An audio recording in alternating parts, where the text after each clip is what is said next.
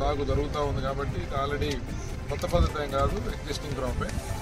కాబట్టి ఇక్కడ మంచి ఫలితాలు వస్తుందనేది నా ఉద్దేశం. తర్వాత ఇది చాలా పొటెన్షియల్ ఉన్న పంట. ఇది ఒక ఆయిల్ పంపే కాదు, ఇంటర్ క్రాప్గా కూడా 5-6 పంటలకి ఇదే చేలో అవకాశం ఉంటుంది. సో ఆదాయం మనం రైతు యొక్క వెసులుబాటును బట్టి ఎంత చేసుకోగలిగితే అంత ఆదాయాన్ని ఇచ్చే పంట ఇది. కాబట్టి దీనికి ముందుకు వచ్చిన రైతులకి ఇంకా ఇప్పుడే కొంతమంది రైతులు సిద్ధపడి ముందుకు వచ్చారు. వారందరికీ కూడా నా బెస్ట్ విషెస్ తెలియజేస్తూ మంచి సక్సెస్ సాధించాలని చెప్పి కోరుకుంటూ సెలవు తీసుకుంటాను.